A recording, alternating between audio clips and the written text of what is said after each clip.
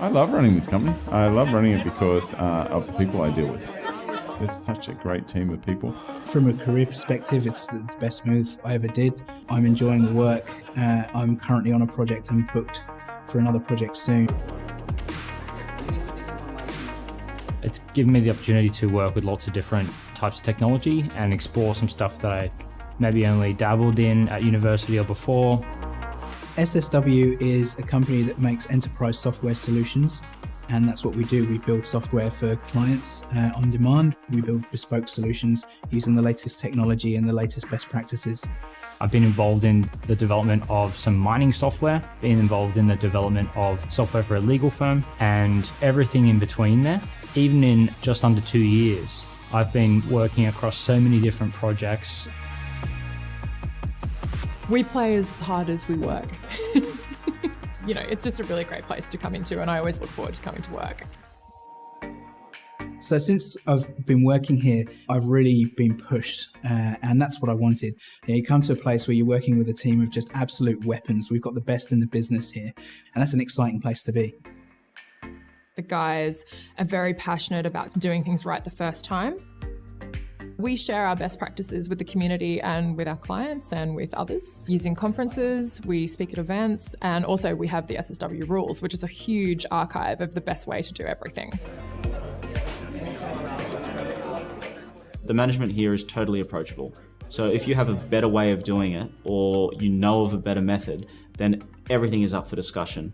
As an example, say authentication. So a lot of the guys are building authentication into their apps, and they've been through many different ways of doing that. So generally what ends up happening or coming from that is a discussion around what's the best way of doing it. And we come to a decision based on industry best practice, as well as our own experiences on what the best method and approach is. And that then turns into a rule that we have on our rules.ssw.com.au website.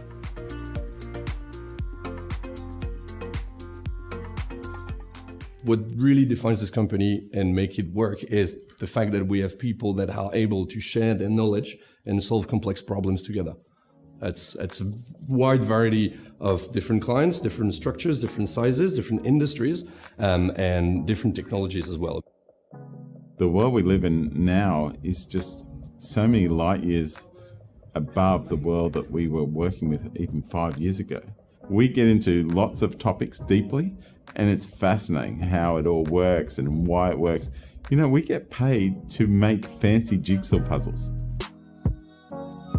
Access granted. Developing software is a unique opportunity to be creative and technical at the same time. It gives you the opportunity to solve problems. It gives you the opportunity to exercise and flex your mental muscles by solving problems and figuring things out, while also being creative. You can feel that energy when you come into the office. There's a really good vibe and connection between everybody who works together here. It's really collaborative, and we even have the tools for doing that collaboration now as well through Microsoft Teams. We always try and team up in pairs where possible for client work. 2 heads are always better than one. I believe being a developer, a good developer is writing good quality code. But being a great consultant, which we are at SSW, is half-half between technical skills and communication. That's what makes us different on the market. That's what gives us our edge, because we're capable of not only doing great work in terms of technical skills, but also bringing value and bringing our insight based on our experience, saying, oh, to solve this problem, I would recommend you going that way or this way. And bringing that value, that strategic value to a client, and being able to phrase it, not only having it in your head, but phrasing it to give them options. And we make sure that people are communicating internally with each other in a way that is professional and succinct, and we make sure that that's the way that we communicate with our customers as well. And I want to show you a few ways that make email more useful. People that want to improve their communication through public speaking can do that through the conferences that we're involved in. They can do it through SSW TV. You might actually not need to go native, guys. We have a lot of videos that kind of help get your face out there, to get your name out there. We also have a really good social media presence. We have a great marketing team that takes care of that. We are client-facing all the time. There's no way to work at SSW and just be behind the desk and not talk to anyone. Every day you have to communicate. So that brings communication as a core skill of what you become. And some people develop it a way further, like by doing public speaking. We have awesome speakers. I think NDC videos prove that. We have awesome tech tips and even conferences given by SSW people. I think we had like 6 or 7 this year, so that's pretty huge.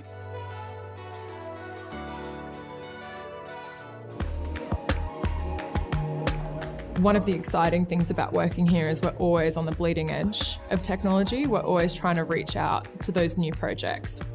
What are other people doing? What's the next best thing? I think Adam being a Microsoft Regional Director really gives us a bit of an edge in that regard as well, because he usually knows what's in the pipeline before other people do. We've had many younger guys come through SSW, and in a few short years, they've become absolutely amazing developers. You can have guys with just a few years of experience and they're building software that's affecting tens of thousands of users with some guidance of the software architects. It just works. Like, it's amazing. You build something and you test it that you can enter an order, and then all of a sudden you can enter thousands of orders like in seconds. It's just incredible. We couldn't do that a few years ago. We have a couple of different ways that we socialise. Every lunchtime, we're killing each other in board games, which is always good. It's interesting because those games, are about psychology. That's very interesting. You learn a lot about people. The most exciting thing that we do is obviously our company retreats. We go away for a weekend after doing a brainstorming session on the Friday. We all work together as a group and work out, problems for the company itself. We always try and keep the activities a little bit different to make it a bit of fun. It's just a great weekend all around.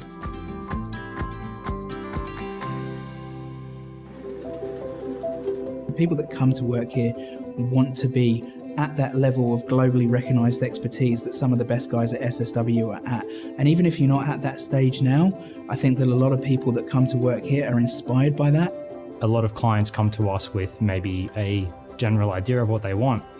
And you can use your expertise and past experience to really inform their decisions and make sure that they're developing the best possible product.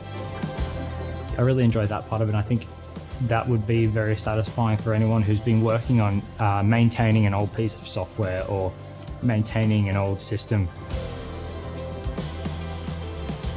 If they could come and maybe work on some new greenfields projects and potentially influence the way that product comes out at the other end.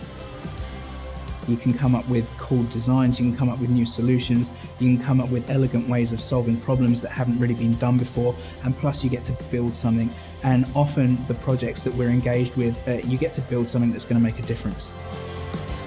People want more stuff automated, they want richer interfaces, they want bot interfaces. The architecture keeps expanding, the knowledge of Azure keeps growing. Like, I'm still learning. I'm still trying to get better. I'm still trying to make solutions quicker, more maintainable, cheaper, and there's a long way to go.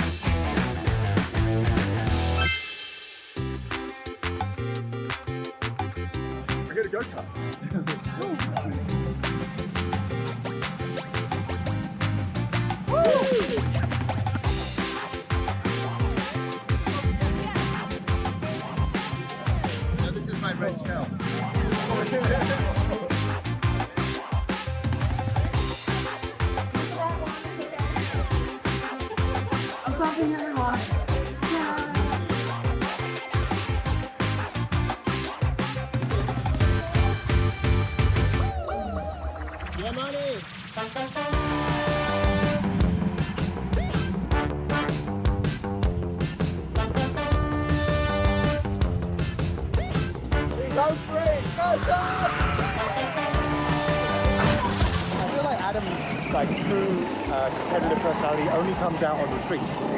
Like we go on a bushwalk, or we play tennis, or we go swimming, or we go go-karting, and all of a sudden he's just like, get out of the way!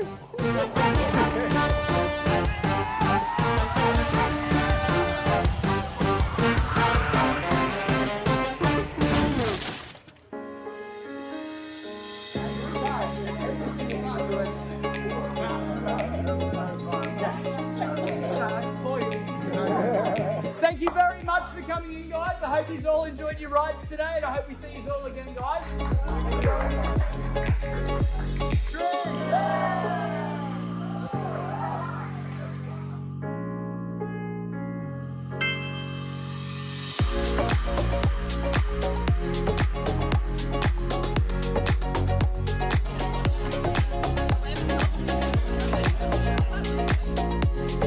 To SSW.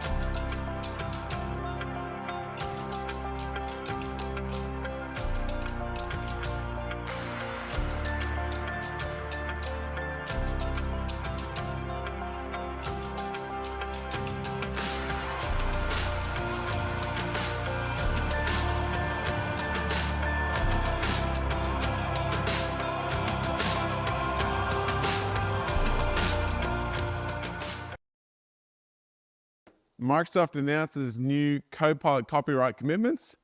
Visual Studio for Mac is retiring, and Bun 1.0 has arrived. All this and more I'm Adam Kogan. Let's jump into the SSW Tech News.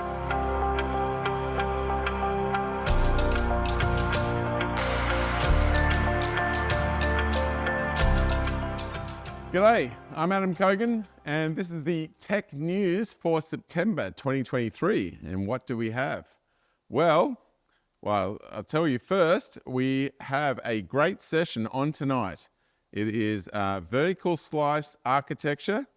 So let's go and have a look at this. This is being done by Luke Parker, and he's talking about vertical slice architecture and comparing it to clean architecture. This should be a really good session.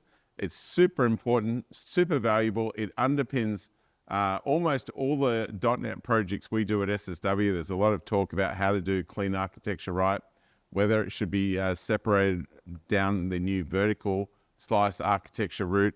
So that'll be a really fascinating talk. I will also tell you a bit of news. On our homepage, we now have a GPT-powered assistant. So instead of the old one where we had to kind of program every type of conversation, it's now as smart as ChatGPT, and I could say, can you do an Angular project? Let's see if it can handle a spelling mistake. Absolutely, doesn't care about spelling mistakes. It can help you or book in the right thing. If I say, can you do woodworking classes?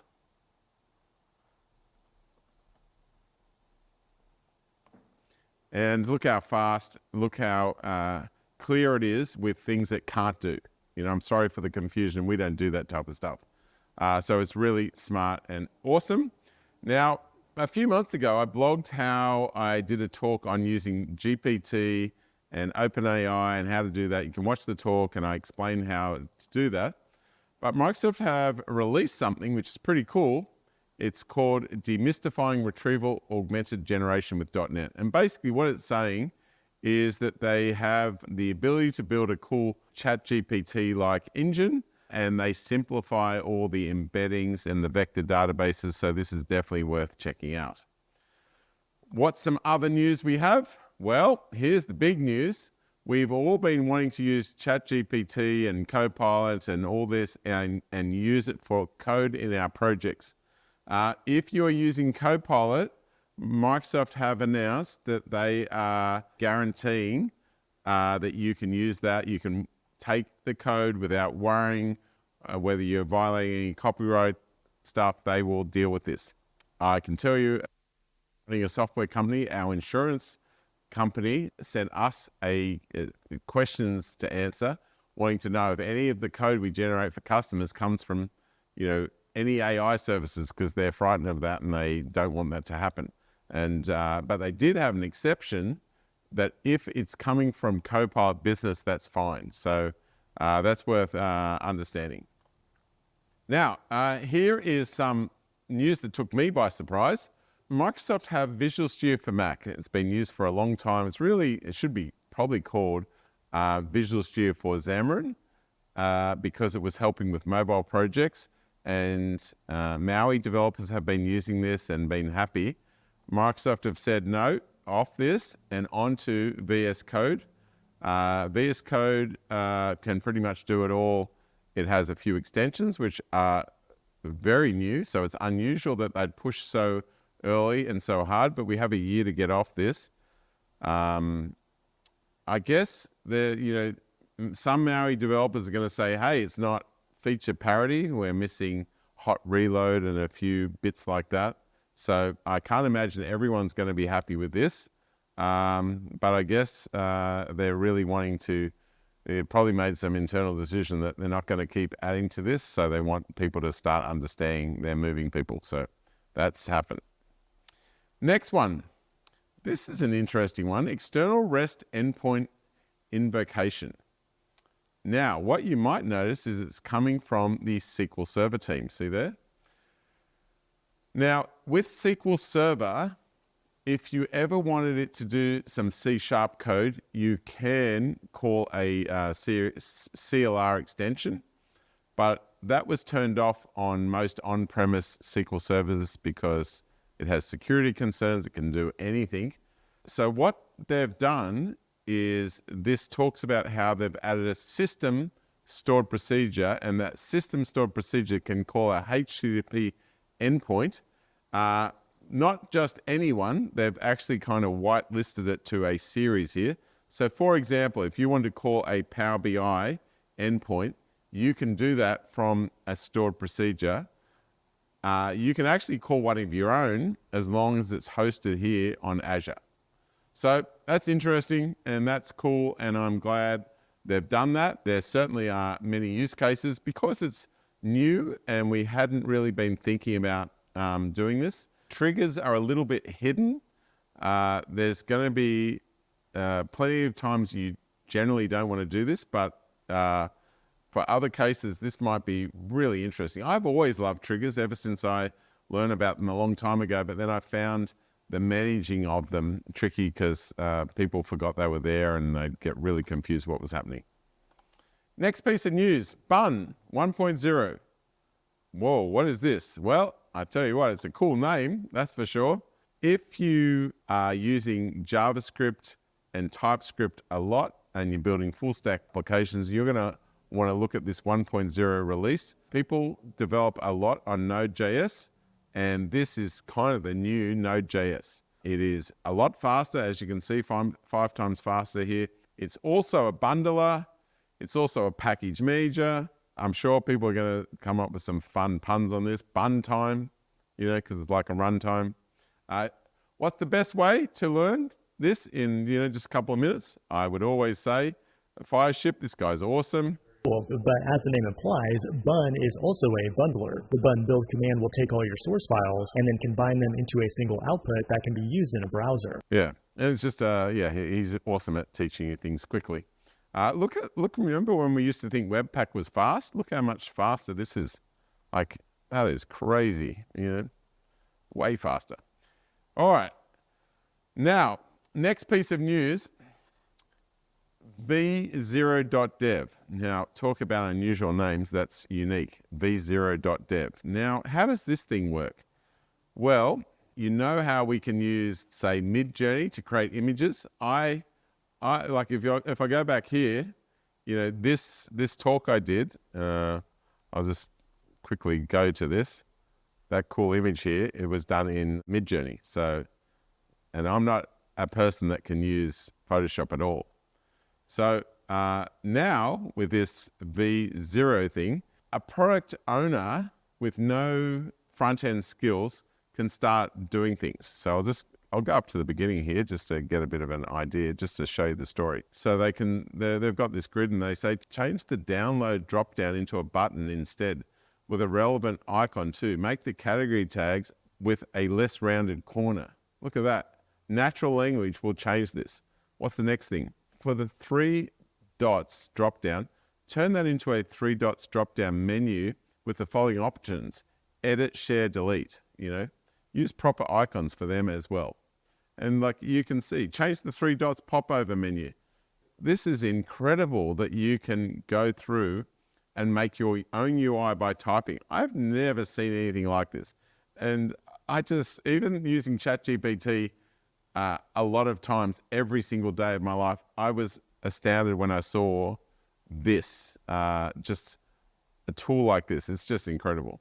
And if you want to know more about it, there is this 11-minute video by Theo. It's a great video. We'll take you through the whole thing. The connection between ChatGPT and front-end code generation will really surprise you. Next piece of news, Power Toys. I don't know how many people have Power Toys installed. We used to always do it, but there is a little bit of news here. So you know when you have a big screen like this, and you only want to do this bit where the red box is, you can turn that into its own window focused on that area. So for example, you have the whole window here.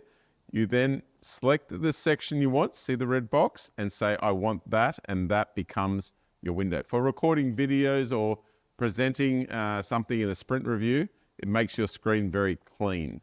And if you want to put that in perspective, here's the same feature, crop and lock, and you can see that with the other powered toys. There's a lot of powered toys there. This is very useful. Next piece of news, we have to have a mention of Elon. I don't think we've had news for some years now without Elon, but he's making a very large supercomputer called Dojo. It is for all our autonomous driving. It is pretty incredible. All this is powered by NVIDIA, so they're making a lot of money. The amount of Tesla compute is extraordinary, unbelievable.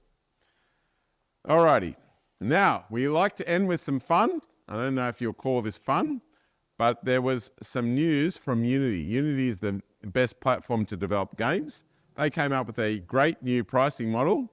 And what was the pricing model? Well, you can have a bit of a read what the pricing model was, but it was essentially under Unity's new approach, developers utilizing the free tier of Unity's development services will be required to pay Unity 20 cents per installation. Doesn't matter if you sell it or not, it's per installation. Yeah, and I think all Unity developers were very happy with this announcement. Well, that's what management thought, and they were obviously surprised when the community were unhappy, and you can imagine what went on Twitter. Well, there was a new announcement, and Unity did some blog posts explaining that it was all a misunderstanding. They were reversing it. Their CEO made a little mistake. It sounds like he's leaving. And they say, we apologize for the confusion about that runtime fee policy we announced on Tuesday. And then they come back and they say, hey, we have a new tentative plan, because we've lost our guts. Unity will be limiting it to 4% of the game's revenue, but only for successful games that get over $1 million. Okay, and they're all probably internally saying, oh, this is so unfair. Apple can charge 30% of every dollar that anyone makes. That's the story. And now the community will be all upset with Unity forever, even if they ask for $1. That's this month's news.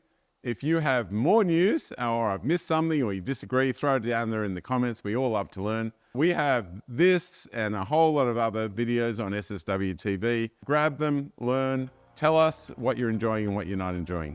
And I will see you in the next one. This is Adam Kogan signing off for SSW TV.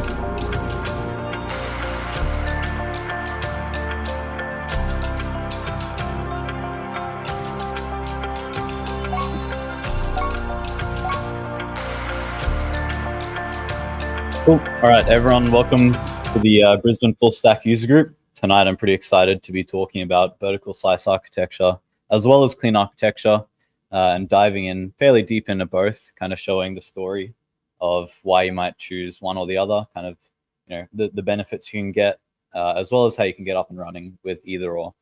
So without further ado, let's dive right in. So a little bit about me. I'm a SSW software engineer too here at SSW, like I said. I'm an open source developer, so I love to put projects I build just public there on GitHub, so anyone can see it, steal the code, use it, whatever, all good with me. I love anything related to software architecture. So if it's a good idea, bad idea, something that's contentious or widely accepted, I'll be keen to stay up to date and have a think about it. I'm also just newly addicted to the gym, so that's fun. Always eating. And then you can find me on Twitter, GitHub, or my blogs down there. Guess it's called X now, right? Not Twitter, so maybe that logo needs changing. SSW has a little rewards app, so every event we run like this user group, you can download the app and scan a QR code at the end and get some points. So just for free, over time you can earn like a digital thermos or a smartwatch. So scan that if you're interested. So tonight, like I said, we're going to go through what is clean architecture. So some of the basics. So not a super in-depth course, but enough to kind of go above just maybe the 4 layers if you know that much. A little bit deeper, and why we got there, as well as a demo. So just how you get up and running. Everyone's done the boilerplate for you, so I'll show you how you can get up and running really quickly. Following on from that, we'll do vertical slice architecture. So similar to the CA, we'll talk about, how did we get here? What are the benefits? Why might you pick it? And then a little demo, so how you can get up and running with vertical slice architecture really quickly. And then right at the end, a little hidden nugget I didn't advertise. So who's heard of a modular monolith before? Quick hands up. Yeah. Who's fairly confident with it, or they just know it exists? Hands up if you're confident you could, do it. Yeah. So right at the end, we'll kind of talk about the modular monolith a little bit, which is basically how you can gain the benefit of CA and VSA kind of together. So that'll be exciting to talk about. So let's jump into it. What is clean architecture and why? So right at the start of the story, right? What happens when you have no architecture? What might your software look like? Go on. We won't expose them, but yes, we had a chat before the session about some horror stories of what an architecture might look like. So, imagine, 4 figures of projects, circularly referencing each other, something like that, just as an example out of thin air. So let's assume maybe you've got a client making a request, and maybe they're doing some, presentation logic, maybe some business logic, maybe some like system or data access. That seems pretty perfect world, and eventually it might hit the database. But that inner part is kind of a question mark, right? Maybe that happens, maybe that doesn't happen. It probably over time transforms into spaghetti where, you might start out with no architecture and have it somewhat clean, but you onboard developers and it lives for 20 years, and then everyone's got competing ideas.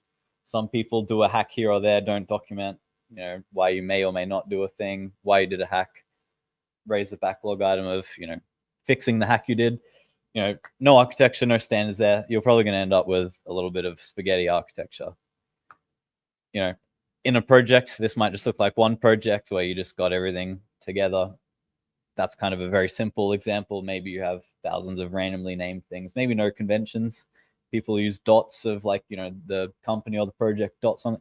Maybe you don't even have that. Maybe you have random names. Who knows? So it's a wild west out there with nothing. So that's the pain, right? With no architecture, who knows what you're going to do? It's going to be a big pain after a few months. Imagine, 20 years. So that's the monolith, basically. You're kind of just splatting stuff out. There's basically little to no abstraction. So you can think of that as a pro, right? It can reduce some friction. So that is an upside for a use case. It's quick to build early. You can go from nothing to deploying it, because you're not spending time on abstractions. So that is a benefit. It does have potential for performance. So I'm saying potential. I'm not saying your monolith is going to be super fast. But if you have less abstractions, there will be less CPU usage and stuff, potentially. You'll probably write worse code because of the worse structure. But, if you're writing some embedded code that's ahead of time compiled on a, system where it's like that, maybe you're not going to write like all this abstraction, which is actual just, resources you can't afford. So that is a potential benefit. The downsides, well, the major one, right? You can probably just call it inertia. You start off really quick, you're deploying, you're writing code, you might just be, deploying it to a, server or in your own network, or just deploying it to the cloud really quickly. But, that becomes a debt that increases, the amount of time to deliver. I think that's the major downside if you don't have anything. Quite difficult for multiple teams at once, right? Even one dev over 20 years probably will, result in a fairly spaghetti app. Imagine a whole team, imagine 5, 10 teams. That's going to be pretty much a nightmare. A technology change. So thinking of a system that is trying to last a lifetime or a long time. If you're changing your technology or a piece breaks, if you've got this architecture where anything can impact anything, a technology you're trying to change or something that breaks, you don't really know the wide impact of a bug, or the technology change probably will require changes throughout your whole code base. And obviously that piece kind of makes it really hard to be tested. So, no architecture, no structure.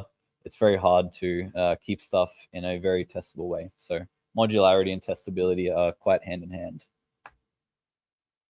Okay, so we've got this pain. Let's think of some ideas to keep it testable. Maybe we'll rip out some of the technical pieces.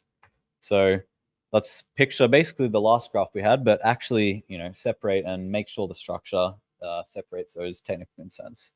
So a client might request into your API. So we're just going to assume, you're building an API.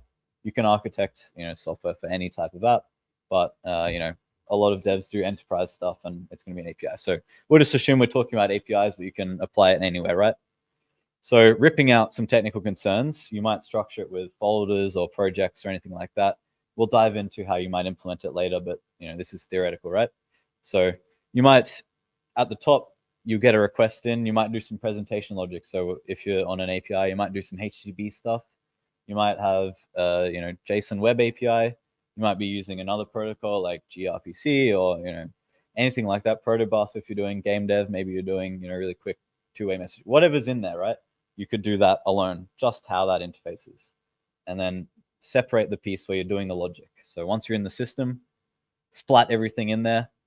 And then below that is data access. So if you're doing your fancy logic of what should happen given data, use cases, things like that, and then talk to the database. So this would look like, maybe 3 projects in a, .NET app. Maybe you have your presentation layer, which is, ASP.NET Core, and that could reference the business logic piece where probably the most overused term in at least every project I see is services. Everyone's like, oh, this code does something. It's a service. Let's get away from services, guys. Think about it. So yeah, this is probably going to be the bulk of this code base, I think. And then the business logic references data access, which might be repositories. It might be something else. Maybe there's a third-party API or other systems, all the interfacing, or ports and adapters. There's tons of different terms could be in there. So this one is called N tier, right? In this case, we had 3 tiers. We had presentation, business logic, and data access. Those are our 3 tiers, and it's very kind of one directional. So one kind of key thing to note is data access is at the bottom. So all paths kind of depend on the data access.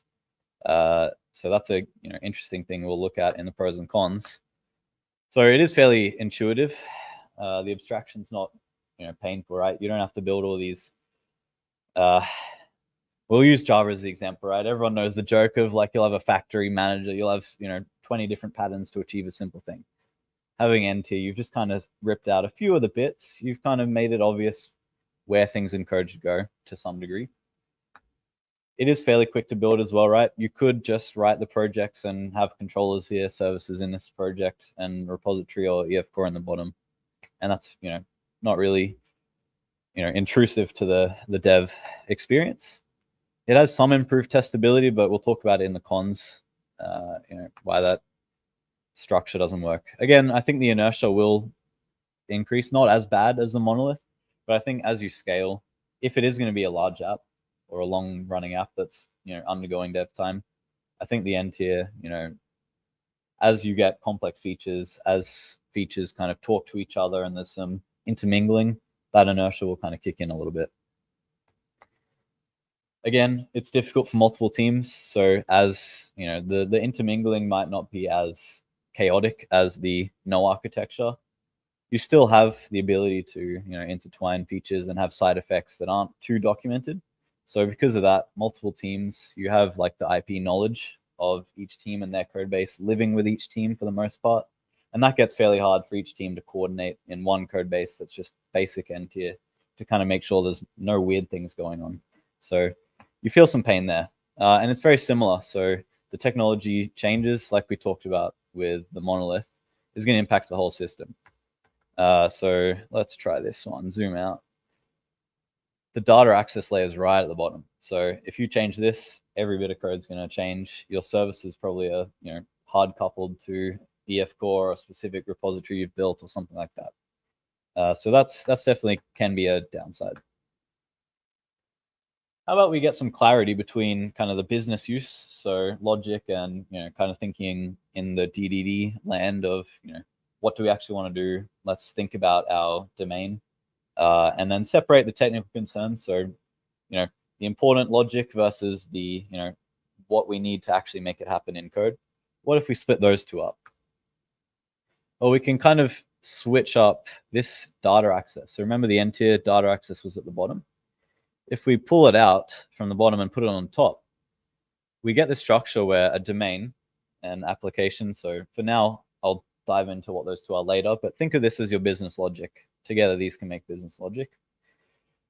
you now have no dependencies external in that business logic layer. So testability, you can mock out things really easily. You can change out what it actually does at the end of the day, you know, whether it's a database or third-party service, and still kind of have your tests ring true. So this is pretty good, a good step.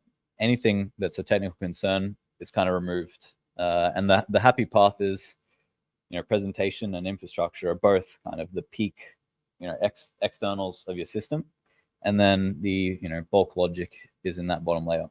So what might this look like in a, you know, project structure? Well, we bring out the clean architecture onion. So this is basically just another way to show the tree where we moved infrastructure out to the top. At the bottom, we've got the domain and application there. And they're both gray, kind of signaling that that's the core of the app. And then right on the outside, presentation and infrastructure are equally removed. And a key thing to note is that the arrows point inwards. So if you haven't really like dove into clean architecture, the arrows are very, very explicit. And it is just showing like, hey, we are intentionally saying infrastructure is right outside and it depends on the system, not the system depending on things external. So that's very important. Now, who's seen this variant of the clean architecture onion versus, you know, this one where it's got our 4 layers? Who's more familiar with this one? Hands up. Yep. Who's more familiar with this one? Hands up. Yep. About half and half. So this one is kind of more the original from Uncle Bob. And an interesting thing to know, you know, if you haven't gone into the theory of clean architecture too much, the, you know, bottommost layer, you could call it domain or entities. A lot of people will make it really simple. And the term you'll hear online, if you know a bit more, they'll call it an anemic domain. And that basically means you'll just put your models, which are, they're basically copying the table structure of your database and just putting that in the domain or the entities layer. But if you look over here, enterprise business rules, or, you know, business rules, that sounds like logic. So that's interesting. Use cases, the layer around it. So we can kind of think of that as the application from the other slide. That also says this one's application business rules. Okay, so our domain and application can have rules. Like, what's the difference? Basically, the entities or the core layer is unaware of anything external. So in the graph back here, application has interfaces to know that there's something external. It doesn't implement it, but it knows that there's something external. Whereas the entities layer here just has little models. They're kind of pure functions. They act on the entities themselves. And then the use cases, you can think of that as like a aggregator or an orchestrator where it calls the entities or the enterprise business rules, and then, you know, just calls a few things and chains with things external. Now, Uncle Bob's clean architecture, he's not saying that you have to do it in any specific way. Everyone kind of has their own interpretation. And this is, you know, our own interpretation, my own interpretation. And everyone can kind of take this graph their own way. So the most common one is, you know, you might have seen the popular clean architecture templates with those 4 layers in that way. And it's just one of the ways to do it. And then the outer rings, I won't go into that too much, but I thought that's interesting to kind of think about your domain layer and that it can be more than just entities. So yeah, that's kind of the two compared. So clean architecture, it's pretty good for those larger systems because it has the abstraction.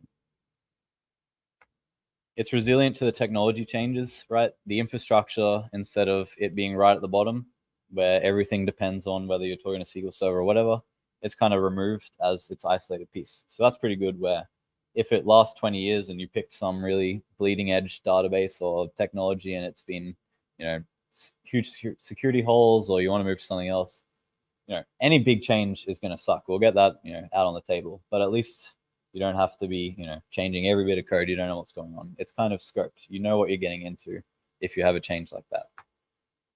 It's very testable from that structure. If you have a rich domain, which is kind of what you call the domain where you're putting logic in there, you can test with essentially no mocking, right? In unit tests, you might have mock. If you've seen MOQ or nsubstitute, usually mock stuff. if you have a rich domain, you don't need any mocking. You're just kind of creating simple, classes, data, and then running methods from the domain and just asserting state. And that's very easy to do. So if you load a lot of logic into the domain, you can get some pretty cool tests. And then the application as well. If it's acting as an orchestrator, you mock a few things. You've already tested your domain logic, and you're just testing that kind of orchestration piece. So that's a pretty cool thing. If you don't do clean architecture well, you do lose out on some of these things. So there are trade-offs. There's a lot of abstraction to have that rich domain and just orchestration application piece. But if you want the testability, that's something to consider. It's not influenced by anything external.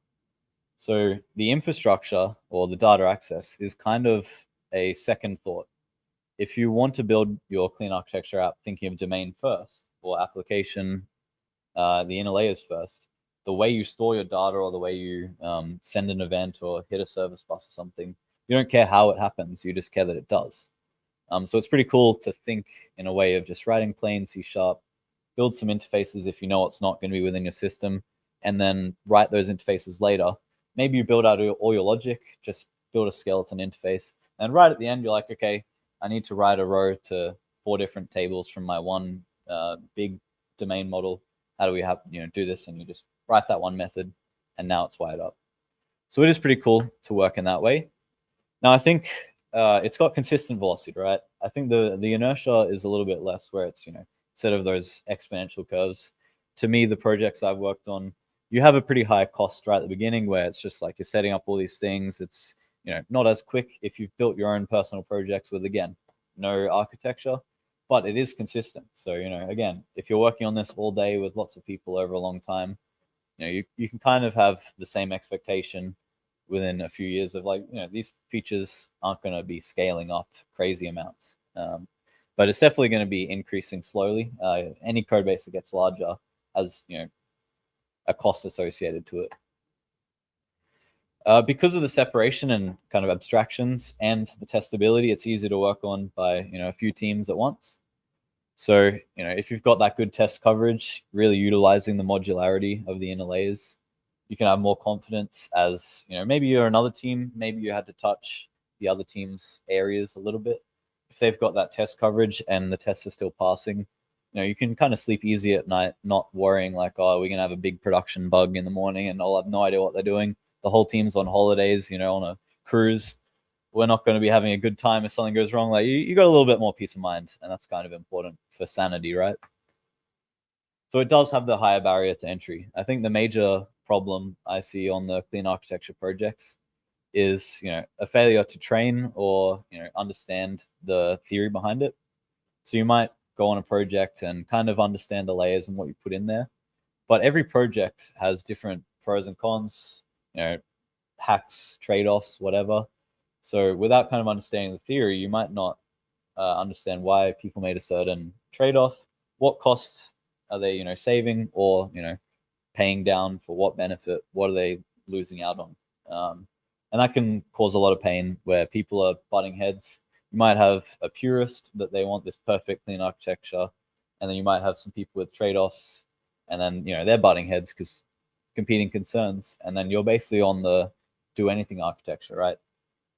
If it's slightly different opinions over time, that'll add up. So if people don't have their perfect architecture, it's still better to be consistent, I think, in the long run, where people are fairly close but consistent. So yeah, that's definitely a barrier to entry, but it does depend on the training. And definitely discipline. That's a big important keyword. If you're not disciplined with it, you're going to slowly introduce these problems where maybe you're going to skip a few layers, maybe you'll muddy some logic together with the external systems. I think the major problem is in N tier, right? We had everything leading down to data access. You can get lazy with clean architecture and splat all this logic in your infrastructure layer. So, oh yeah, I've got to talk to the database. So, okay, I'm talking to the database. Oh, but I need to do some logic. So, well, I'm already in the database layer. So I'll just do a little bit of logic. Well, you need some discipline to go, hold on.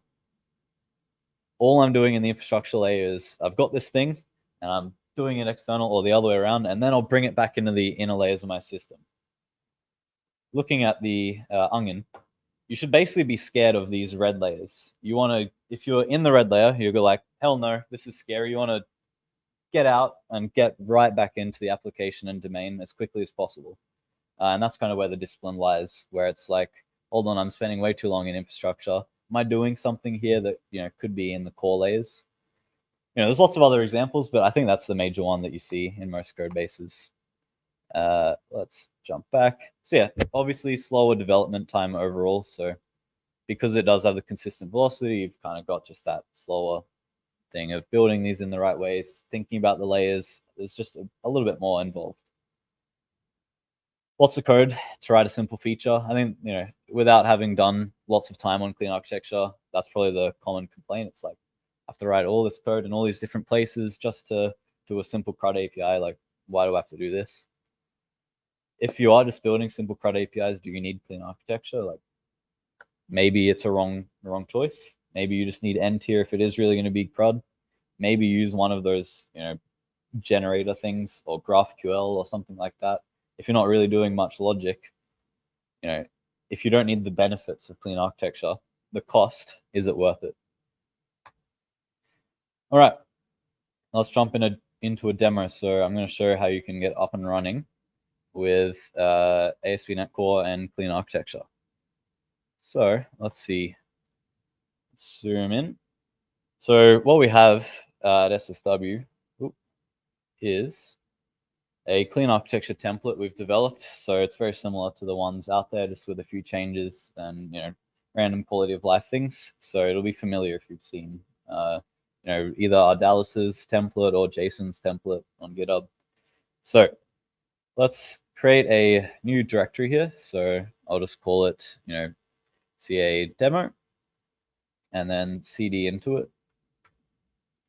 Now we have a .NET new template. Who's seen the .NET new template engine? Quick poll. Right. So if you haven't seen it before, basically, you know, instead of copying like a code template or downloading a zip or anything like that, it's kind of just a little, you know, search, find and replace template that'll bring that code in from a NuGet package or something like that and apply it to your project. So let's say I'm calling this project ca.demo. If I use the .NET new template of the SSW CA project, it'll bring in this app.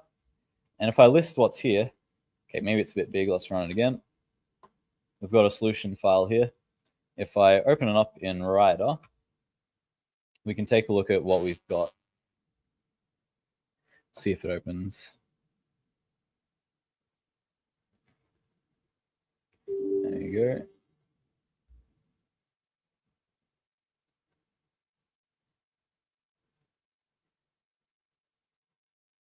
Let me just zoom in.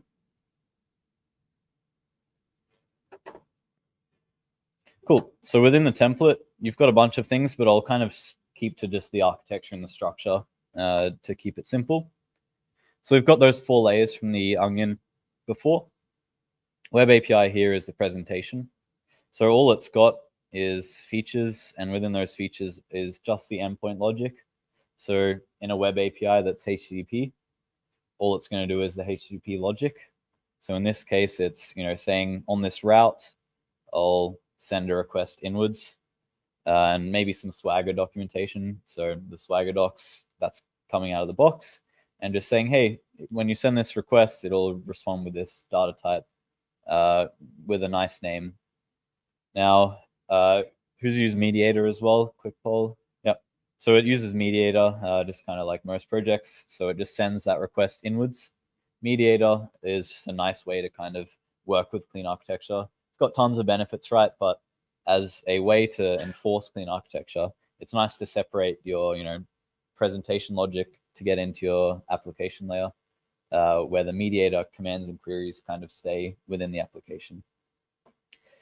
So there's other things in there, right? Health checks, exception filters, but, you know, that's not too important for the architecture. Jumping on into the application, like I said, it's got those CQRS objects using Mediator. So commands and queries based on features. Within the feature, you've got, you know, the command. And like I said, there's trade-offs. So our template, we decided to use EF Core essentially within the application. Now that's infrastructure, right? Well, it's really painful to rip out your complex query logic and things like that. So most projects using CA will kind of use the DB context within the application layout. So this isn't purist CA, but there's a few kind of trade-offs we've done to nicen it up a little bit. So the first thing you'll see is we've got this with specification thing.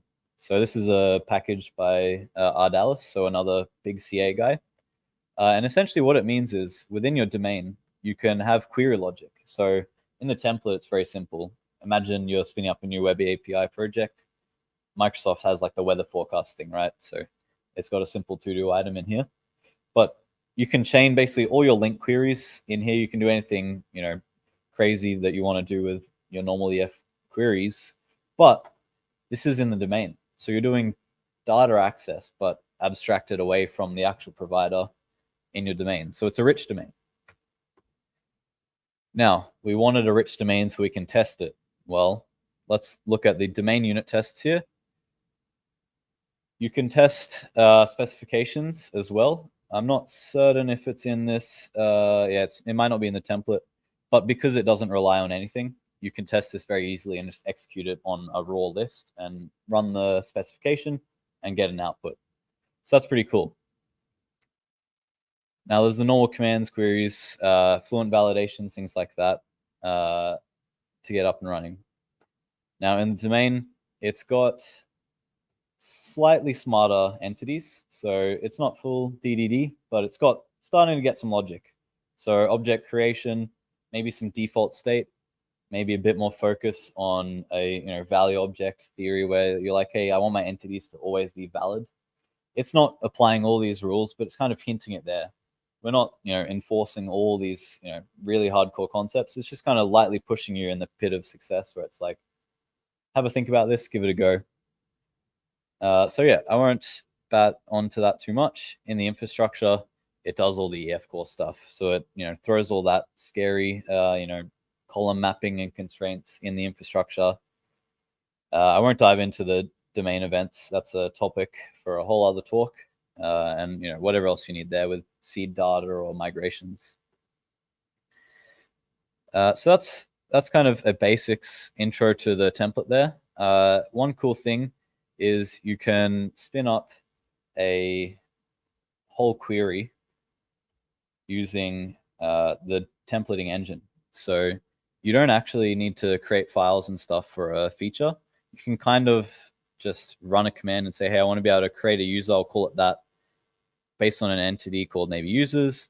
And then maybe the namespace will allow writer. Hopefully that doesn't brick anything. Based on what do we call it? CA demo or something. Now, I think you have to run it in the right folder. So this might create them in a Wild West structure, but I'm doing a live demo, so who knows? Created successfully. Oh yeah, I didn't scroll down. There we go. So yeah, you're meant to run it in the actual application layer, but you can kind of see the structure. If I CD into commands here, it's created a whole create user within that feature. And then within create user, it's got the command and a validator and linked up to an entity. So a bunch of the boilerplate is used with that templating engine. And even if you don't get anything away from this talk, if you've got a big app where you've got similar structure within your app that's somewhat consistent, it's very quick to get this .NET new templating built and running yourself. So if you find yourself writing very similar code, you can create one of these templates yourself and just deploy it across your whole team, and they can just kind of get sped up, which is pretty cool. All right, so that's kind of the basics of the Clean Architecture template. Moving on to vertical slice architecture.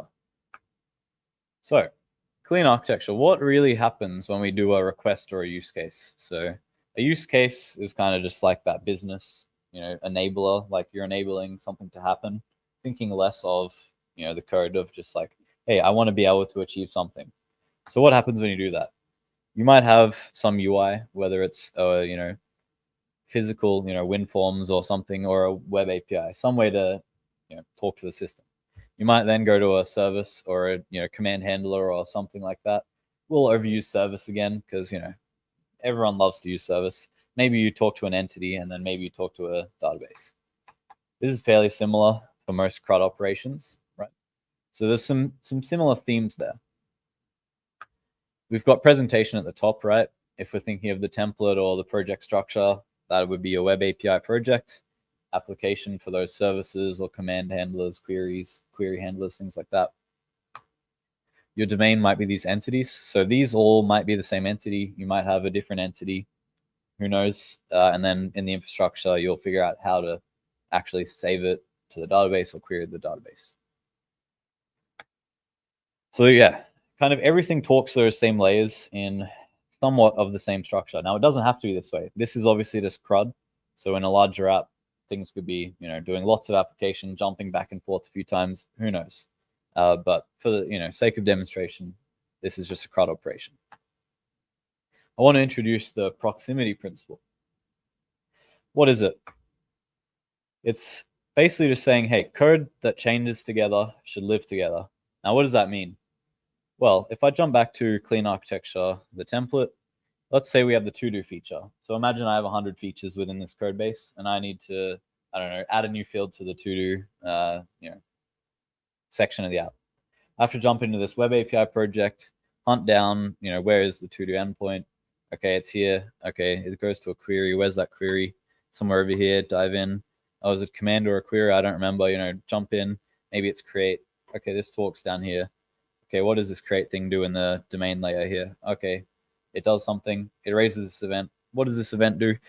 You dive into this rabbit hole where you're touching every single layer, you're bouncing, quite often, and that's pretty scary for a new developer as well. Like, imagine you onboard someone, you tell them a fairly simple feature, but now they have to be touching kind of all across your code base. Now, this principle isn't a hard and fast rule that you should apply everywhere. It's just another tool in the toolbox, right? Maybe you want to have it live together. Maybe you want the technical concerns abstracted. So what if we apply this principle to a code base? So instead of having code separated by technical concern, so whether it's the presentation bit or the infrastructure or logic, let's kind of group it by what happens when I want to achieve something. So I want to achieve creating an item in the system. I want to read an item, delete an item, right? Now we can rip away Clean Architecture. And what if we just put everything we need to create a to-do item within one folder? What if I put everything to do get in one folder, and so on? And this is kind of the basic premise of the vertical slice architecture, where instead of separating your concerns of the code by technical concern, it's separated, kind of thinking of flipping it 90 degrees like the graph, right? Instead of horizontal, you're separating the concerns by feature or use case. So what does that look like? You might have the common web API, right? One point in. You might have a feature to create a to-do item. You might have some presentation logic and then business logic and data access within all these features. And they might all talk to the same database. Now, they also might not. You might have microservices, so they could be a form of vertical slices where each piece of functionality is its own individually hosted piece. Now, is that a good idea? Maybe not. It could be. You could go super purist, but we'll talk about that a bit later. But you might just have the one API, a bunch of folders, and a bunch of files within that. So you might have a file for your endpoint, and then next to that, you'll have a file for your business logic, and next to that file for data access. And again, we'll look at that later. So, vertical slice architecture. I'll do a demo later, but basically it's good. It's got little to no abstraction, which is pretty cool. Low barrier to entry. So again, imagine that use case where you hired some new dev, maybe they're fresh, they don't know too much about dev work. You can put them in the one folder and they can go wild, and they're not having to jump through this big structure they don't really understand. Now, any onboarding process isn't going to be just hit the ground running. It's still going to be a process to get up to speed. But that's pretty cool to have everything within the same folder or area or some sort of grouping. It's somewhat resilient to technology changes. Now, there's nuance to this, right? Within a vertical slice, you have complete control. So if you're very purist, well, you can do absolutely anything within the vertical slice. So if you imagine right back to the start of the talk with a monolith, where anyone's doing whatever they want, they're doing what they think is best. Now, what if we apply that same thinking within each vertical slice? You can have people basically creating a spaghetti architecture, just calling it vertical slices, because they're like, well, I can do anything in the slice, so I'll create my spaghetti mess. and therefore maybe it's not resilient because you have to change 400 different technologies if you want to make a change.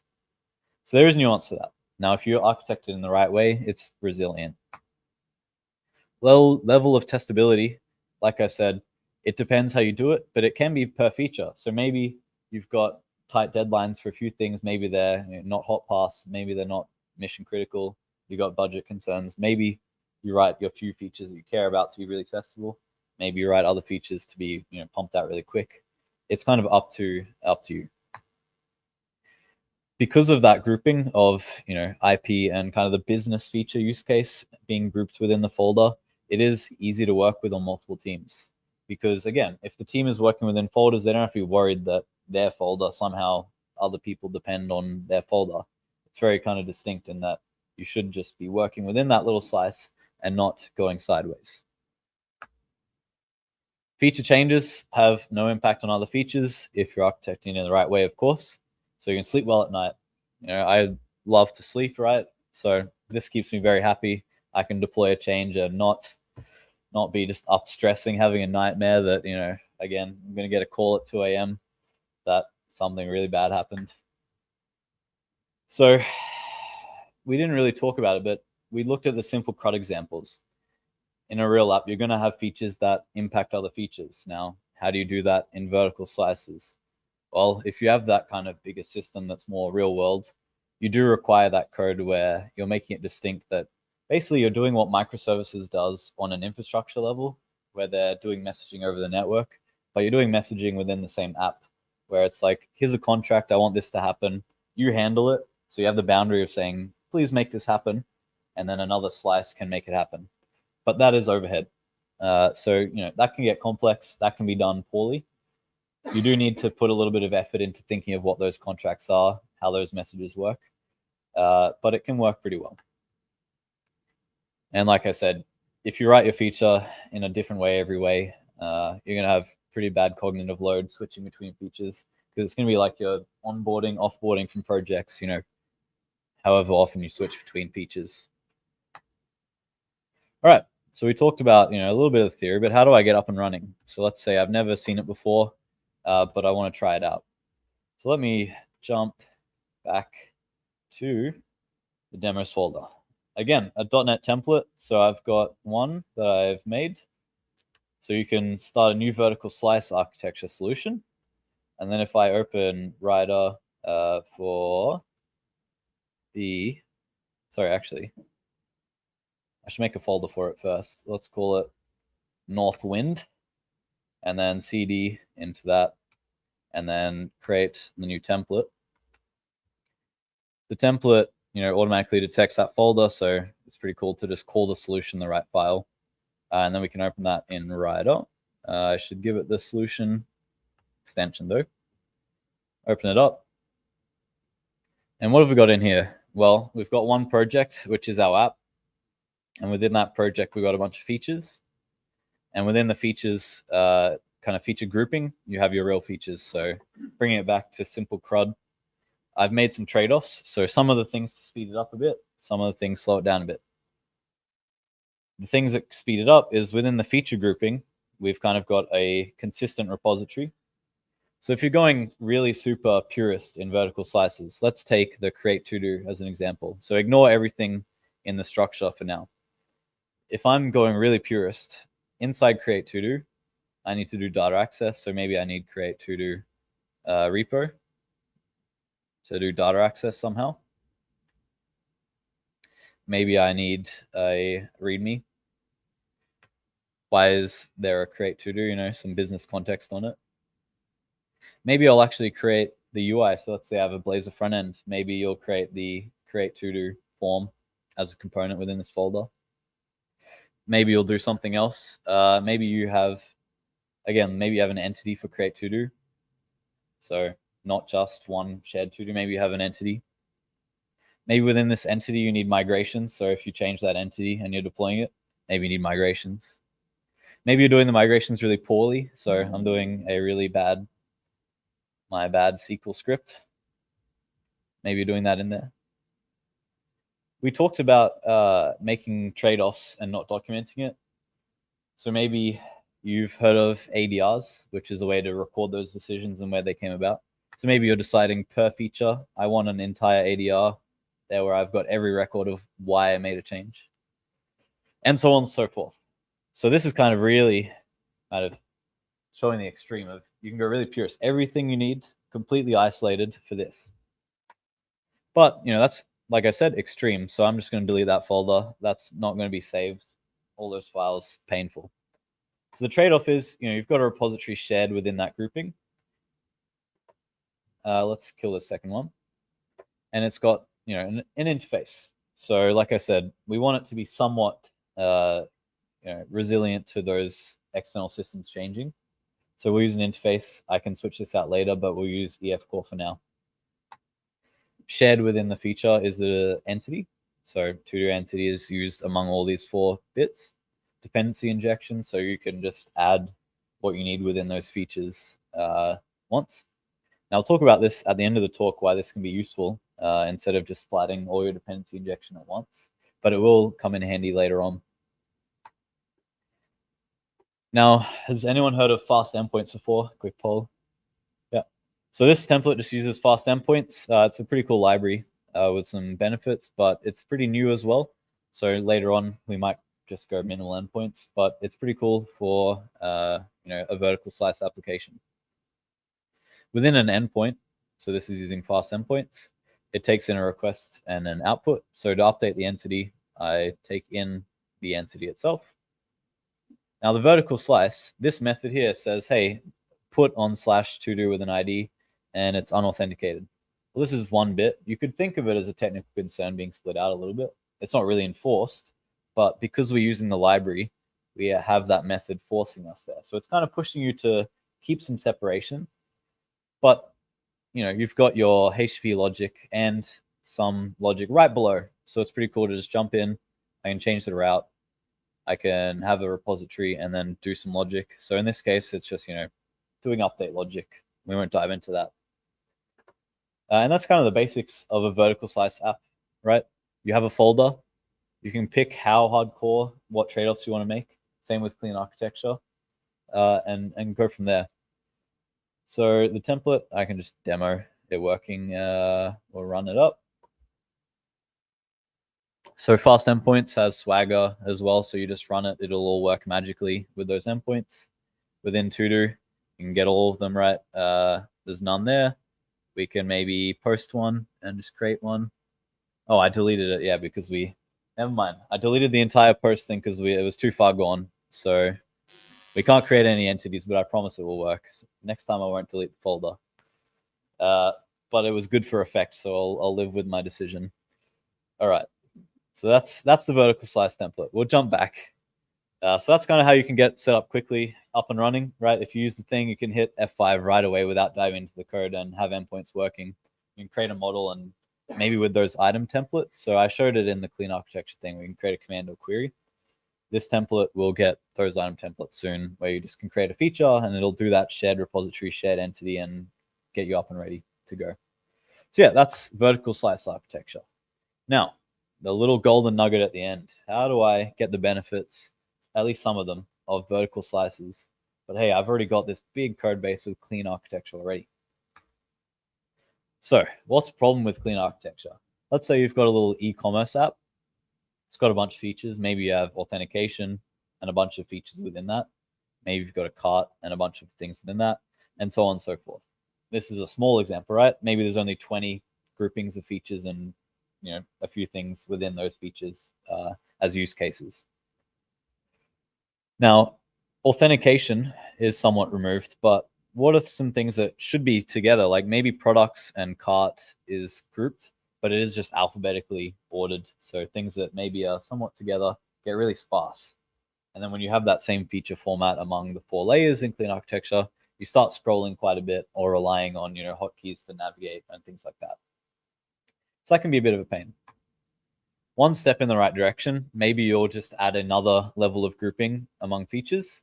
So one thing you can use is area folders. So it's just think of features with their use cases. Areas have features. You can have many areas. So maybe I have user experience as an area where the user is able to log in and reset their password. but also view their profile and edit their things. Maybe there's a marketing team where to enable them, they need to be able to get reviews, look at them, send out emails, things like that, or some sort of analytics and recommendations. So this is pretty cool. Let's say maybe we have 5 teams. Maybe there's one team working on user experience, maybe one team working on the shopping experience, things like that. The benefit you can have with the areas is if you use GitHub or any other kind of tool has this as well, you can put code owners on the areas. So jumping back on the features, it's very hard to lock down kind of code review, forcing someone to have the right person to have the eyes over the amount of features. Code owners on GitHub has a fairly small size limit. So, in theory, yes, you could fill it all up. You'll hit the size limit and then you're done for. If you put everything within an area folder, you at least just link it up to the area and then put things within the area, and it can scale a little bit better. As well as helping teams just stay within their area folder, for the most part. Obviously, you're not forcing them within that, but it just helps them have peace of mind that they're working within this feature. So that's one step. But modular monolith, we hinted at it right at the beginning. It's pretty cool. It's very involved. So, maybe it's not the right choice for a lot of apps, but if you're really big, maybe you have, 100 teams, lots of features, thousands of endpoints, whatever. Maybe it's something to consider for the pros and cons. Clean architecture. Let's take one onion. Let's say our app has one little onion. What if we throw another onion? So maybe this is like vertical slices, but of a whole app. So maybe we've got like an onion, another onion, another onion, maybe even like a little vertical slice piece, maybe. Now, what if we have like a gateway? So think of like a reverse proxy or whatever you might want to call it. So in the old days, it might be Nginx or something like that. What if we have a gateway and then these modules, the gateway just points to these modules. Okay, and then what if we call these modules something? And then have a little piece to the side that's kind of cross-cutting that each module can touch. Now, this is kind of like the 10 seconds of modular monolith. Now, what does it actually mean? It basically means each module here is completely isolated from the other modules, except for the messaging piece. So we talked about with vertical slices that, in a real thing, the marketing might need to fetch a user or fetch something about them or, update something about them. These modules will have to talk to each other. So, they're isolated, but because usually you'll build it in a project structure, you do enforce that boundary a lot easier, and you have to use the messaging. But because it's isolated, that the changes you're making are bounded within that module. And because you have the messaging to do module to module communication, it's very distinct that, hey, I need to talk to this module. I'm going to do this change, whether it's updating state or just fetching something. So maybe similar to Mediator, you're doing CQRS, where it's very obvious whether I'm updating or fetching. Now, the piece where it's kind of that middle ground between vertical slices and clean architecture is the modules of the vertical slice, right? Instead of a Wild West in the vertical slices here, where you can do anything within a feature folder, you have an entire clean architecture piece in the module. Now, I'll show you a little bit more about that in a second, but the shared kernel, I haven't touched on that. Think of any shared bit of code that you need within the modules. So maybe you're doing DDD and you have the idea of an aggregate root or event sourcing or things like that that are going to be used among every module. You put that in the shared kernel and each module can just look at that shared kernel. Maybe you also have kind of common infrastructure. So if you're using EF Core across everything, you can put that in a shared kernel as an infrastructure project within that. But again, you should try and think of putting as much within a module as possible. And you can also, again, go as wild or as tame as you like. It's a trade-off. You could not share any infrastructure code. You could have a database per module. You could share a database. You could have an DB context per code base, one database, but a DB context per code base. You could have a shared DB context. It's kind of up to you to decide how much abstraction do I need, how much isolation do I need, what are the pros and cons that I can get from this. So let's jump into a real example. Now, I didn't build this one, but it's open source. So let's kind of take a look at how it works. Now let me pull it up. Where are we?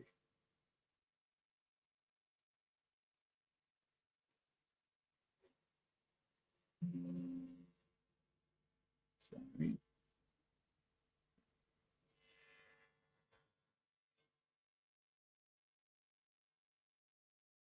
right, it seems to be lost. Let me go to the links. Ignore me jumping to the links here.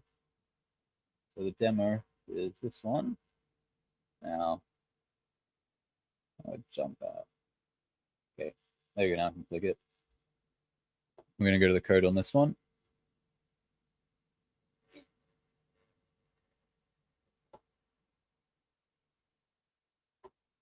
Cool.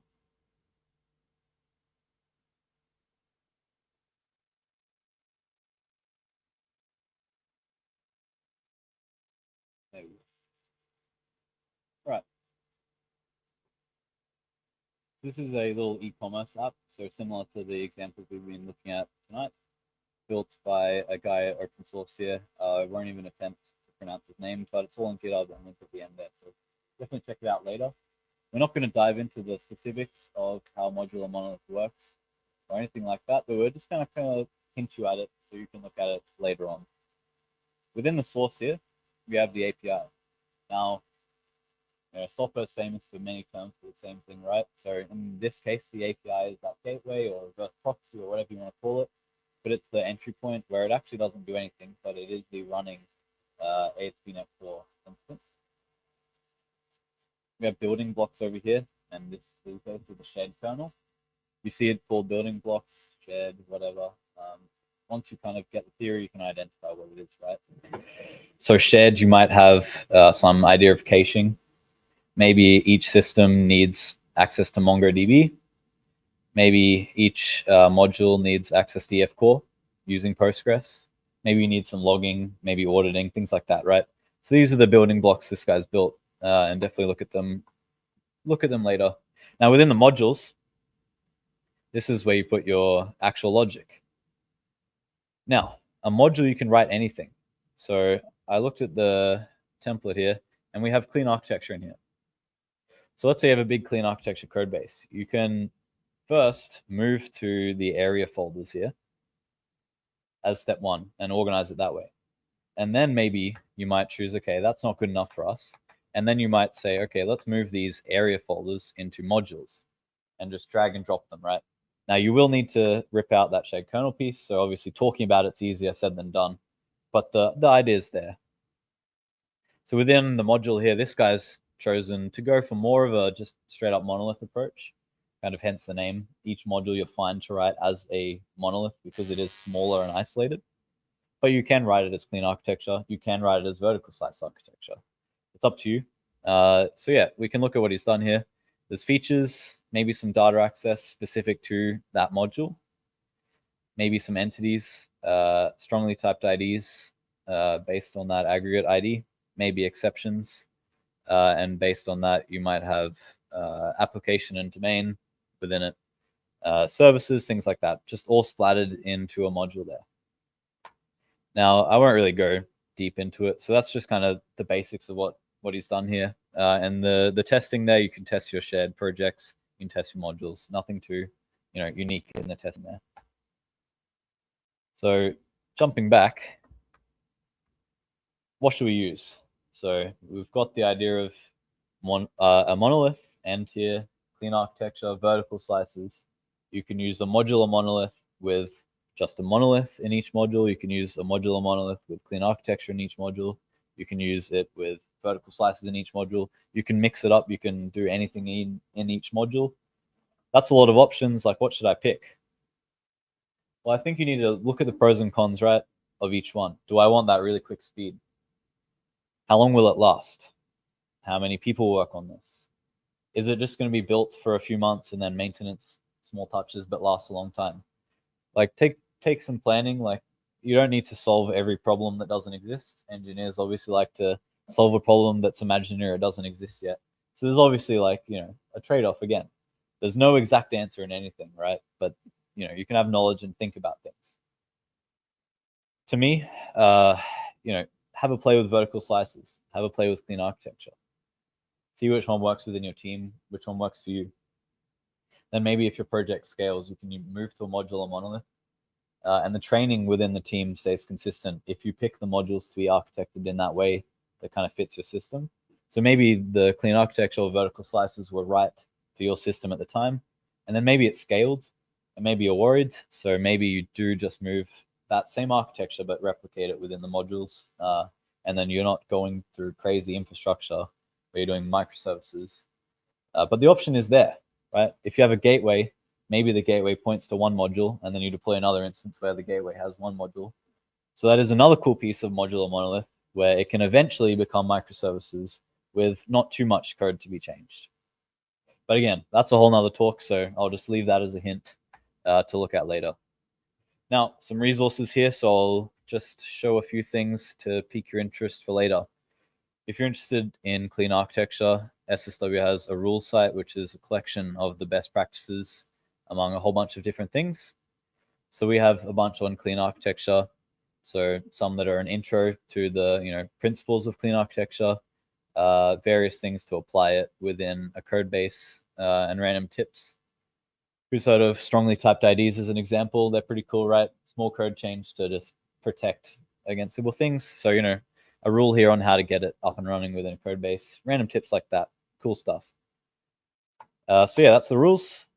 The template that I used for clean architecture's up on GitHub here. So, check it out if you want. Make a change, make a feature request, whatever. That's the SSW template. It has a big list of all the features it's got. I didn't dive into it, nearly as deep as you could in this talk.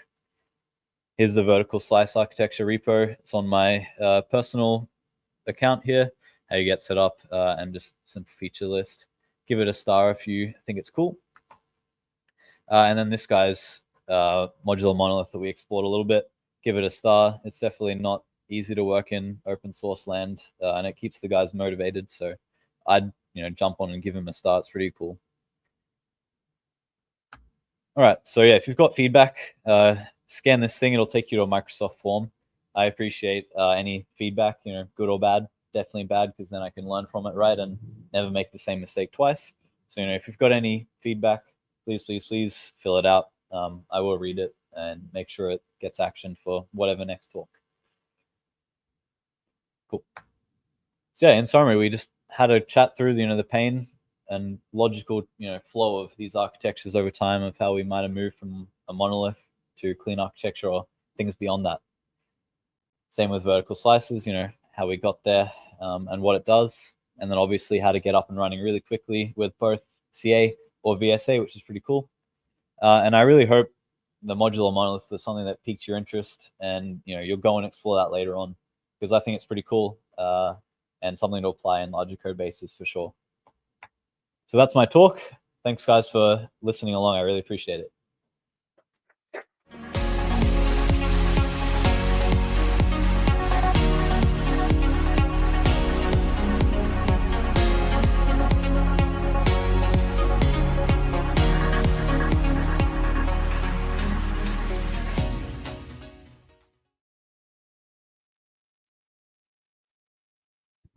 Cool. So I've got Nick up here. He's going to ask the questions we've got from the chats or the other offices. So fire away, Nick, if there's any. Well, yep, there's definitely been a few. So right. Thank you so much. That has been a fantastic talk.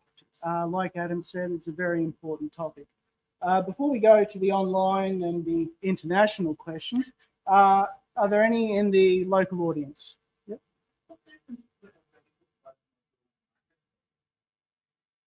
So the microservice is like a way to host it. It's the infrastructure piece where, like I talked about with the messaging thing, where if it's hosted within the same app, you might have a vertical slice that's communicating using Mediator, something like that, where it is within the same instance.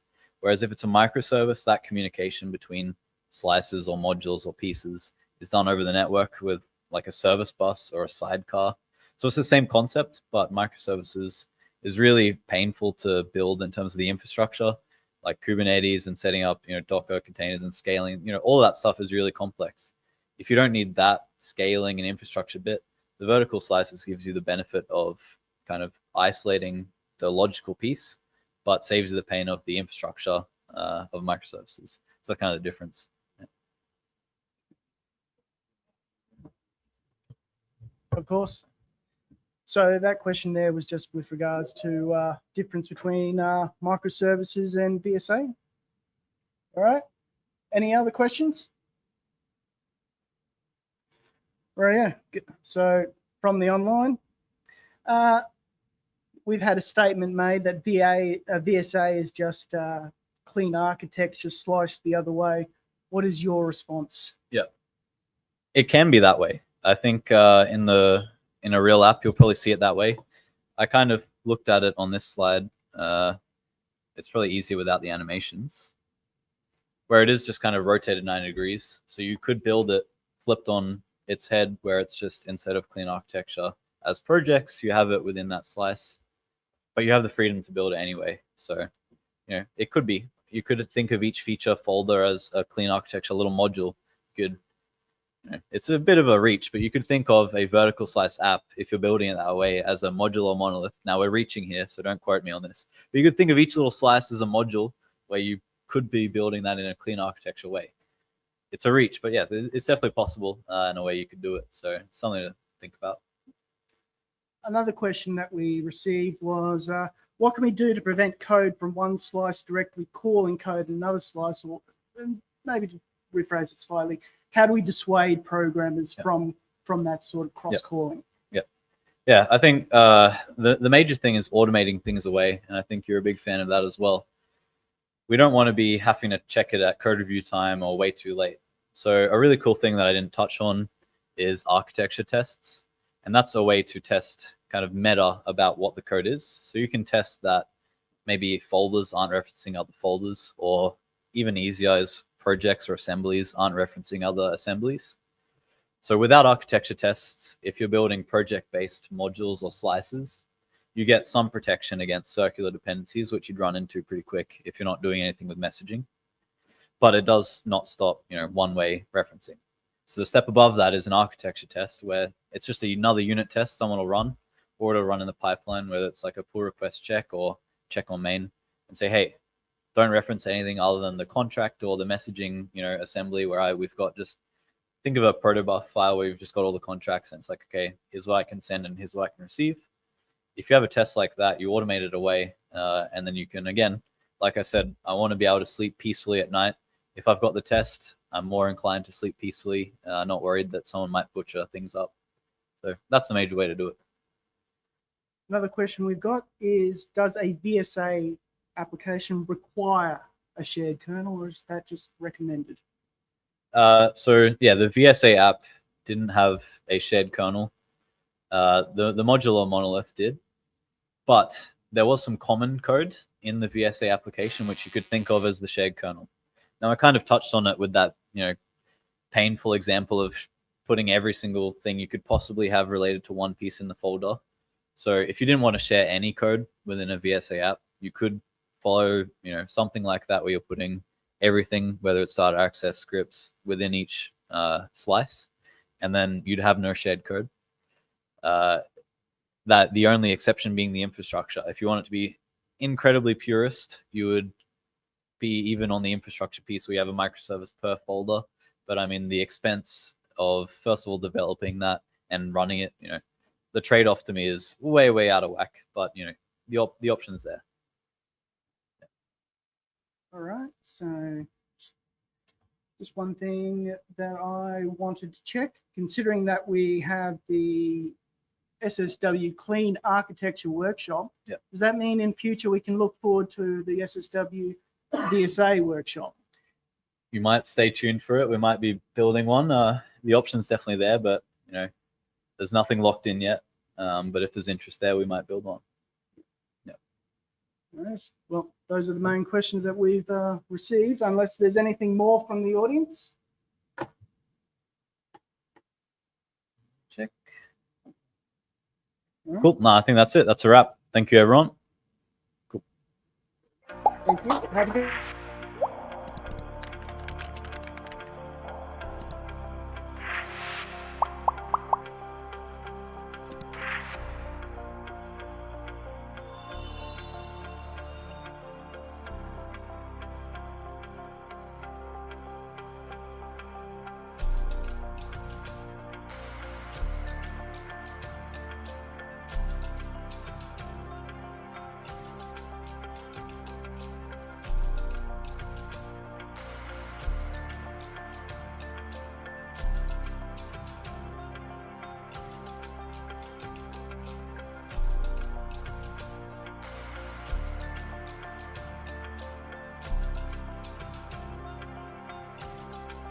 you.